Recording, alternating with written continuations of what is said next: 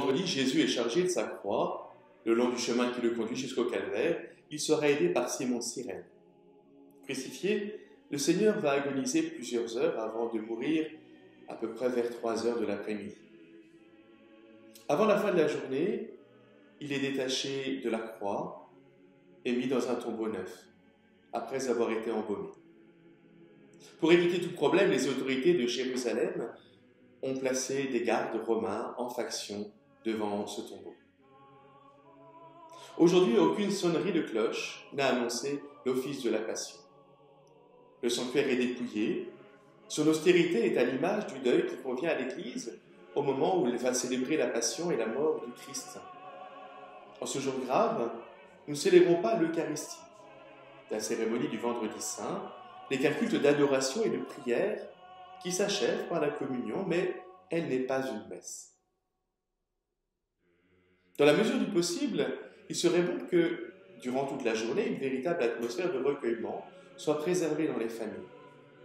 L'Église nous invite à faire un effort dans le jeûne et l'abstinence, mais nous pouvons aussi nous imposer quelques sacrifices plus personnels.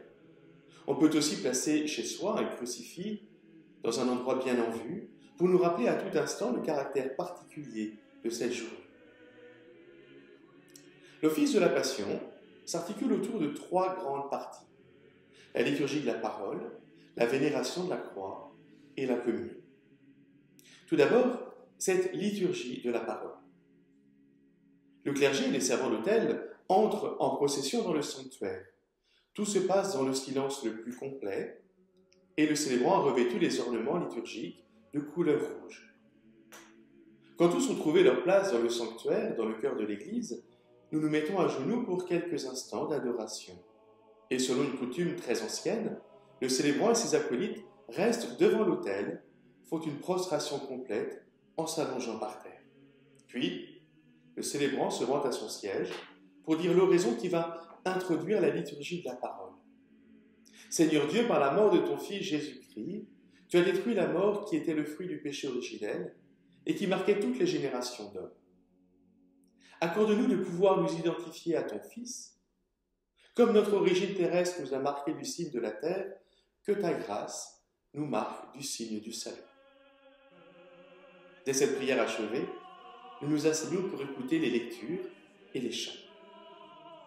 La première lecture est un texte tiré du livre d'Isaïe, dans lequel est déjà entrevue la passion du Christ, précédée de son injuste condamnation. Ensuite, on chante quelques versets du psaume 30. La seconde lecture est un extrait de l'épître aux Hébreux qui nous introduit au vrai sens des souffrances du Christ.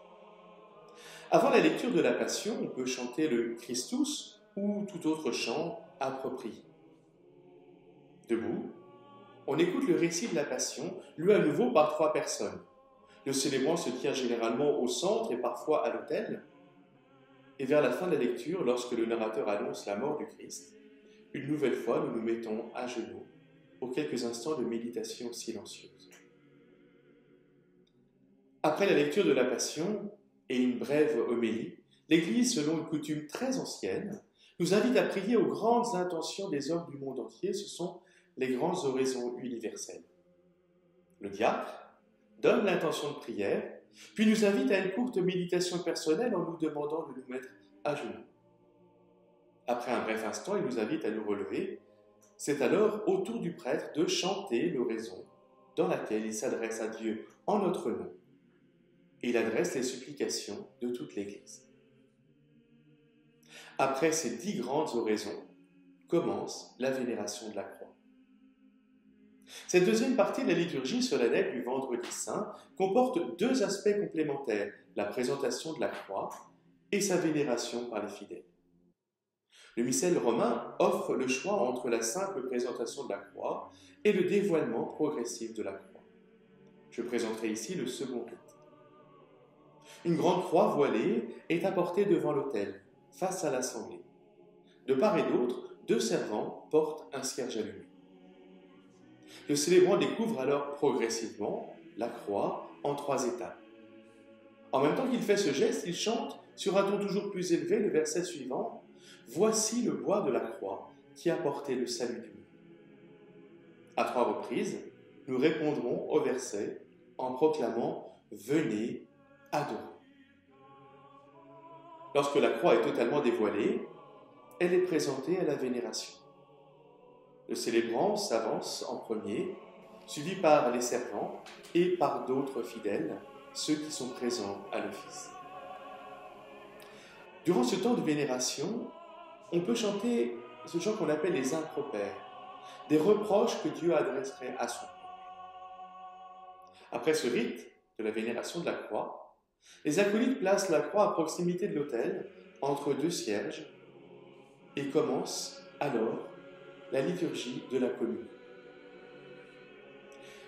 Cet office du vendredi saint se termine par la communion des fidèles qui prend en ce jour une dimension toute particulière. C'est l'Eucharistie qui unit tous les membres de l'Église autour du Seigneur, qui, avant de mourir, a prié pour que tous soient un. Sur l'autel, un acolyte a placé une nappe et un corporal. Pendant ce temps, le célébrant, accompagné de 2 servants, portant des cierges allumés, est allé chercher le ciboire contenant le corps du Christ dans le tabernacle du reposoir dressé la veille. De retour à l'autel, le célébrant pose le ciboire sur le corporal et invite toute l'assemblée à s'unir à lui pour réciter le Notre Père. Cette prière étant achevée, le prêtre poursuit par l'embolisme « Délivre-nous de tout mal, Seigneur » que l'on entend à chaque messe, puis après une courte prière personnelle, il présente l'hostie aux fidèles avant de communier lui-même et de procéder ensuite à la communion des clercs et des fidèles. Cette communion peut se faire en silence ou bien accompagnée d'un chant approprié. Après la communion des fidèles, le célébrant, toujours accompagné de 2 sérophéraires, porte le corps du Christ dans un endroit aménagé dignement hors du sanctuaire. De retour à l'autel, il dit la post-communion dans laquelle il demande à Dieu de prolonger les effets de cette communion faite en l'honneur de la passion et de la mort de Jésus-Christ. Enfin, l'office s'achève par une prière sur le peuple. Le célébrant, les mains étendues sur l'assemblée, prononce cette prière qui n'est pas une bénédiction, mais plutôt un geste qui appelle la protection de Dieu et qui nous place sous sa bienveillance, sous sa sauvegarde. En silence, nous quittons l'église, tandis que les acolytes dépouillent à nouveau l'autel. Seule demeure la grande croix que nous avons vénérée, entourée de 2 cierges allumés.